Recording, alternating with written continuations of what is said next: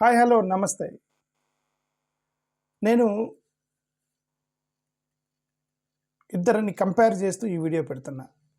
ఇద్దరిని 2 section of group of పీపుల్ని compare చేస్తూ నేను వీడియో పెడుతున్నా. ఒకటి రెస్పాన్సిబుల్ పీపుల్, 2 బాధ్యతారహితమైనటువంటి ప్రతినిధుల గురించి మాట్లాడుతున్నా. ఒకరు రెస్పాన్సిబుల్ రిప్రజెంటేటివ్స్, రెస్పాన్సిబిలిటీ లేని రిప్రజెంటేటివ్ని ఇద్దరిని కంపేర్ చేసి చెప్తున్నా. ఈ వీడియో యొక్క ఉద్దేశం అదేంటి, తిరుపతి తిరుమల దేవస్థానంలో కల్తీ జరిగింది అనేది ఒక పెద్ద గొడవ జరుగుతుంది. అది వాళ్ళందరూ రెస్పాన్సిబుల్గా ఫీల్ అయ్యారు. మన సహోదరులు, హిందూ సహోదరులు మొత్తం కూడా వ్యవస్థలు ఎవరెవరైతే స్టేక్ హోల్డర్స్ ఉన్నారో వాళ్ళందరూ రెస్పాన్సిబుల్గా ఫీల్ అయ్యారు. మంచిది, అంతే ఉండాలి. ఇప్పుడు యూ షుడ్ టేక్ రెస్పాన్సిబిలిటీ. మీ సెక్షన్కి సంబంధించి, మీ యొక్క జీవన స్టైల్కి సంబంధించి ఏదన్నా తప్పు జరుగుతుందన్నప్పుడు బాధ్యతగా ఫీల్ అయ్యి దాని మీద మాట్లాడి, దాని మీద డిబేట్లు పెట్టి, దాని మీద కోర్టులో కేసులు వేసి, దాని మీద గొడవ చేసి, సోషల్ మీడియాలో చేసి, ఇక రెండోసారి అలా జరగకుండా చూడాల్సిన బాధ్యత ఆ సెక్షన్కు ఉంది. కాబట్టి టీటీడీ చైర్మన్, టీటీడీకి సంబంధించినటువంటి ఉద్యోగులు, టీటీడీకి సంబంధించినటువంటి ఎంప్లాయీసు, ప్రభుత్వాన్ని పరిపాలిస్తున్న ఎన్డీఏ ప్రభుత్వము, వాళ్ళ న్యూస్ ఛానళ్ళు, న్యూస్ మీడియాలు, వాళ్ళ భక్తులు, గుడికెళ్ళే భక్తులు, దాని ప్రసాదాన్ని ప్రశాంతంగా చూసేటువంటి భక్తులు అందరూ కూడా బాధ్యతగా ఫీల్ అయ్యి ప్రెస్ మీట్లు పెట్టారు. ఇప్పుడు ఇందాక ఒక పూజారి ఒక ఆయన ప్రెస్ మీట్ పెట్టాడు. ఓకే, పూజారి అంటే మరి ఆయన ఏమంటారు, స్వామిలు ఉంటారు కదా, ఒక స్వామి ప్రెస్ మీట్ పెడితే చూశాను నేను. ఆ స్వామి కూడా అట్లాంటి స్వాములు చాలామంది వచ్చి ప్రెస్ మీట్ పెట్టారు. ఎందుకు, తిరుపతి తిరుమల దేవస్థానం లాంటి దాని మీద మీరు కల్తీ చేయటం ఏంటని వాళ్ళు రెస్పాన్సిబుల్గా తీసుకున్నారు. ఎందుకంటే వాళ్ళందరూ స్వాములు కదా. మరి వీళ్ళు అంత రెస్పాన్సిబుల్ తీసుకున్నప్పుడు మా రిప్రజెంటేటివ్లు, మా ప్రజలు, మా యొక్క ఎమ్మెల్యేలు, మా ఎంపీలు, మా యొక్క సంఘాలు ఎందుకు రెస్పాన్సిబుల్గా లేరు అని నేను మిమ్మల్ని ప్రశ్నిస్తున్నా. ఎందుకంటే ఈ తిరుపతి తిరుమల దేవస్థానం లడ్డూలో ఎంత కల్తీ జరిగిందో, ఎన్ని నెలల నుంచి జరుగుతుంది కల్తీ? మా అయితే ఒక 2-3 నెలల నుంచి జరుగుతుందా? సరే, 2-3 సంవత్సరాల నుంచి జరుగుతుందా? 2022 నుంచి అంటున్నారు కదా వీళ్ళు. బోలేబాబా, ఆ బోలేబాబా కల్తీ చేసింది 2022 నుంచి. కానీ ఎస్సీ ఎస్టీ పిల్లల యొక్క హాస్టల్స్లో మీరు పెట్టేటువంటి ఫుడ్ ఉందే, అది కల్తీ దశాబ్దాలుగా 2000 సంవత్సరాల నుంచి జరుగుతుంది. 2000 సంవత్సరాల నుంచి ఎస్సీ ఎస్టీలు పెట్టే ఫుడ్లో కల్తీలు జరుగుతున్నాయి. నిన్న పోలవరానికి సంబంధించిన పోలవరం గురుకుల ఆశ్రమ పాఠశాలలో ఈ లడ్డు గొడవలో పడి ఎవరు పడుచుకోలేదాన్ని. పోలవరము గురుకుల ట్రైబల్ ఆశ్రయం స్కూల్లో 70 మంది పిల్లలు వెళ్ళి హాస్పిటల్లో పడ్డారు, ఎవరికి తెలియదు. ఇంగ్లీష్ పేపర్ అతను రాశాడు ఏమని, 70 tribal students were hospitalised due to food poisoning అని ఇంగ్లీష్ పేపర్ అతను రాశాడు. అంటే తెలుగు పేపర్లు రాశారేమో, నేను చూడలే, రాసి ఉంటారేమో, బట్ నా కంటికి కనబడలే. ఓకే, అండ్ కొద్దిగా ఎనివే నేను ఇంగ్లీష్ పేపర్లు చెక్ చేస్తూ ఉంటాను కాబట్టి బహుశా నేను మిస్ అయి ఉంటాను. రాయలేదు, తెలుగు పేపర్లు కవర్ చేయలేదని నేనేమి బ్లేమ్ చేయట్లే, బట్ ఇన్సిడెంట్ మాత్రమే చెప్తున్నా. నేను ఎక్కడ చూసి ఒక ఇంగ్లీష్ న్యూస్ పేపర్లో చూసి ఏమని రాశారు, 70 tribal students in Andhra Pradesh were hospitalised due to food poisoning. Okay, మరి నాకు పెద్ద తేడా ఏం కనిపించట్లే.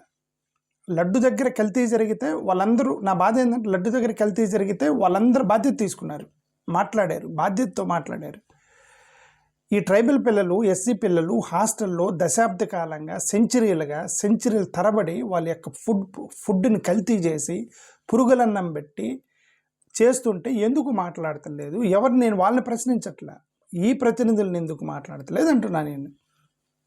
షెడ్యూల్డ్ ట్రైబల్కి సంబంధించిన రిప్రజెంటేటివ్లు, ఎస్సీ కమిషను, ఎస్సీ ఎస్టీలకు సంబంధించిన ఎమ్మెల్యేలు, ఎస్సీ ఎస్టీలకు సంబంధించినటువంటి ఎస్సీ కమిషన్లో మెంబర్సు, ఎస్సీ కమిషన్లు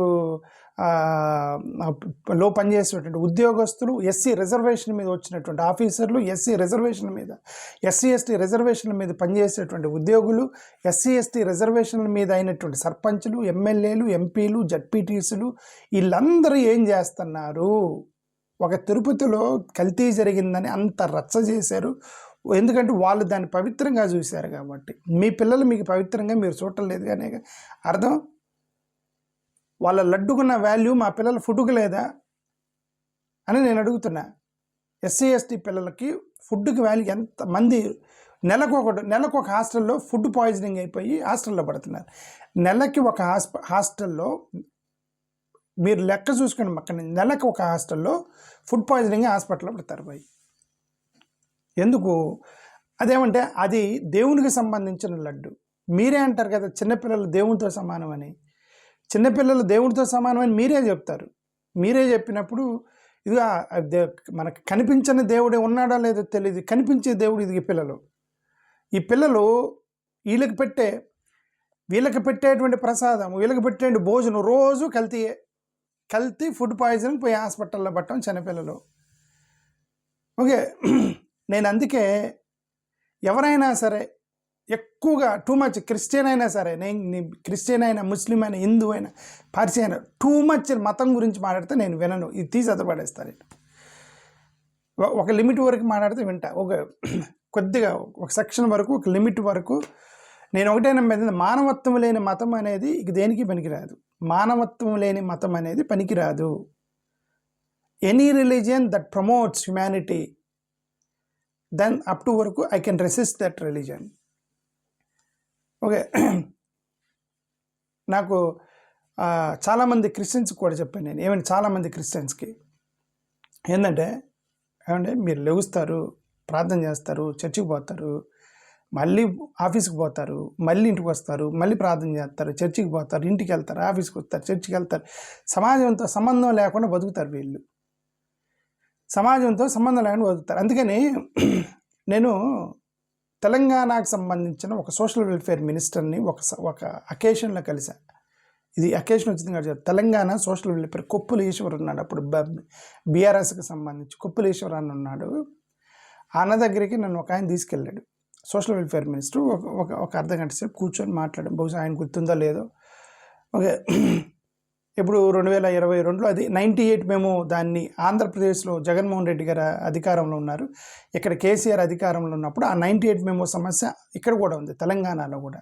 సో నేను కొప్పుల ఈశ్వర్ గారిని కలిశాను. సరే ఈ సమస్య ఉంది సార్, మీరు తీసేయాలి అని అంటే, మాటల్లో మాట్లాడుతూ ఒక మాట అన్నాడు ఆయన. ఏమని? రమేష్, డాక్టర్ బిఆర్ అంబేద్కర్ ఏం చెప్పాడంటే, ఇది ఒక సెక్షన్ ఉందండి, ఈ సెక్షన్ని ప్రతిసారి వాళ్ళని డౌన్ చేసేస్తారు, వాళ్ళని అసలు వీళ్ళది సమస్య కాదన్నట్టు చూస్తూ ఉంటారు. అసలుకే మనం నెగ్లెక్ట్ చేయబడినటువంటి కమ్యూనిటీలో అది క్రిస్టియన్స్కు టూ మచ్ ఆఫ్ మీరు స్పిరిచువల్ లైఫ్లోకి వెళ్ళిపోయి స్పిరిచువల్ లైఫ్లోకి, సమాజంలో ఏం జరుగుతుందో తెలియక, ప్రశ్నించకుండా, తిరుగుబాటు చేయకుండా, ప్రతి ఒక్కటి దేవుడు చూసుకుంటాడు, ప్రార్థన చేద్దాము, క్రిస్టియన్స్ ప్రార్థన చేద్దాం, దేవుడు చూసుకుంటాడు, దేవుడేనన్నా అని నేనేం తక్కువ చేయట్లే. నాకు ఆ నమ్మకాలు అన్నీ ఉన్నాయి. ఓకే, దేవుళ్ళ మీద అన్ని నమ్మకాలు ఉన్నాయి, ప్రార్థన చేస్తే చూసుకుంటాడు, కరెక్టే. But without work, too much of preaching is useless thing in the world. అదే నేను చెప్పేది. కాబట్టి నేను చాలామంది క్రిస్టియన్స్కి చెప్పాను, మీరు టూ మచ్ ఆఫ్ స్పిరిచువల్ లైఫ్లోకి వెళ్ళిపోయి you are creating another society. ఆ society very dangerous to country. మీరు క్రిస్టియన్స్ అట్టయినా సరే, you are creating a society which doesn't help the normal human society. వచ్చే రోజుల్లో మీరు ఏదైతే వ్యతిరేకించారో, ఏదైతే ట్రోలింగ్ చేస్తున్నారో, ఏ సిస్టాన్ని అయితే మతం అడ్డుపెట్టి, మతం చూపించి మిమ్మల్ని తొక్కారని మీరు ఏదైతే చెప్తున్నారో, మీరు అదే చేస్తున్నారు. ఇప్పుడు క్రిస్టియన్స్ టూ మచ్ స్పిరిచువల్ నాలెడ్జ్లోకి వెళ్ళిపోయి, ట్రైబల్స్కి అంత జరిగినప్పుడు యాక్చువల్గా ఎస్సీ ఎస్టీ సంఘాలు, కుల సంఘాలు ఇవన్నీ కూడా మా పిల్లలకి ఎందుకు అన్యాయం జరిగిందని ఈ పాటికి కనీసం నిరసన కూడా తెలిపేటువంటి పొజిషన్లు లేరు. ఎందుకంటే హిందూ మతానికి సంబంధించిన ఎస్సీ ఎస్టీలేమో వాళ్ళు వాళ్ళ యొక్క మత రాజకీయంలోకి ఇరుక్కుపోయి ఉన్నారు. ఎవరు? హిందూ మతానికి సంబంధించిన ఎస్సీ ఎస్టీ పిల్లలు ఎవరైతే ఉన్నారో, హిందూ మతానికి సంబంధించిన రాజకీయం నడుస్తుంది ఇప్పుడు, ఆ రాజకీయంలో ఇరుక్కుపోయి ఉన్నారు. క్రిస్టియన్ సంబంధించిన ఎస్సీ ఎస్టీలేమో చర్చిలోకి వెళ్ళి ప్రార్థన చేయటం, రావటం, ప్రార్థన చేయటం, రావటం, మళ్ళీ తినటం, ప్రార్థన చేయటం, రావటం, పోవటం అంతే. ఈ సమాజం నాది కాదు, నాది వేరే సమాజం అన్నట్టు క్రిస్టియన్స్ ఉన్నారు. ఓకే. సార్ ముస్లిమ్స్ ఎక్కువగా లేరు ఇక్కడ, ఎస్సీ ఎస్టీలో ఎక్కువగా ముస్లిమ్స్ ఉండరు, వీళ్ళిద్దరు హిందూ క్రిస్టియన్సే ఉంటారు ఎక్కువగా ట్రైబల్స్ అండ్ ఎస్సీల్లో. ఈ రెండు మతాలు ఓకే. ఒక పక్క హిందూ మతమేమో రాజకీయంలోకి తీసుకెళ్ళిపోయి మనల్ని డివైడ్ చేసిపోయి, ఇటు పక్క వీళ్ళు చర్చిలో బాగా స్పిరిచువలైజ్ అయిపోయి ఏ సమస్య వచ్చినా ప్రార్థన చేద్దాం అంటున్నారు క్రిస్టియన్స్. ఓకే. పాప వాళ్ళకి ఇప్పుడు ఎవరు హెల్ప్ చేయాలి? ఆ 70 మంది హాస్పిటల్ పడ్డారు పోయి, ఎవరు హెల్ప్ చేయాలి 70 మంది హాస్పిటల్లో? తిరుపతిలో గొడవ వస్తే వాళ్ళ యొక్క సమాజం మొత్తం కలిసి వచ్చిందండి. దేశవ్యాప్తంగా సమాజం, వాళ్ళకి వ్యవస్థలు ఉన్నాయి, టీవీ ఛానళ్ళు ఉన్నాయి, అసలు ఒక్క ఫోన్ చేస్తే నేషనల్ ఛానల్స్ దమ్ము చేసినాయి, అంత వ్యవస్థ ఉంది వాళ్ళకి. ఎందుకు? వాళ్ళ గుడులను కాపాడుకోవడానికి. మీ దళితుల్ని ఆదివాసీని కాపాడడానికి ఏముందిరా భయ్ మీకు? ఏముంది మీకు? 70 మంది హాస్పిటల్లో పెడితే ఎవడొచ్చాడు, ఎవడు అడిగాడు, ఎవడో ప్రశ్న చేశాడు? ఎక్కడున్నారు మీరంతా?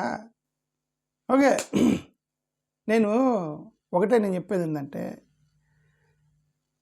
లడ్డు అనేది అప్పుడప్పుడే తింటారు. ఎప్పుడో తిరుపతికి సంవత్సరం ఒకసారి వెళ్ళారనుకోండి, పుణ్యక్షేత్రాలకు సంవత్సరానికి రోజు వెళ్ళరు కదా, ఒకసారి వెళ్తారు.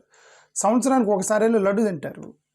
పాప మీరు ఫుడ్ రోజు తింటాడు, అదే ఫుడ్ పురుగులు పట్టిన ఫుడ్, కల్తీ ఫుడ్, అడల్టరేటెడ్ గీ అంటున్నారు కదా, adulterated food everyday they are eating adulterated food, right? Cheating food, కల్తీ చేసిన ఫుడ్, ఫ్యాట్ కలిగిన ఫుడ్, ఏమేం పదాలు వాడారో దేనికి, టాయిలెట్ కెమికల్ కలిగిన ఫుడ్, ఇవన్నీ కూడా పెట్టి హాస్టల్లో భోజనం పెడుతున్నారు దళితులకి, ఆదివాసీ పిల్లలకి.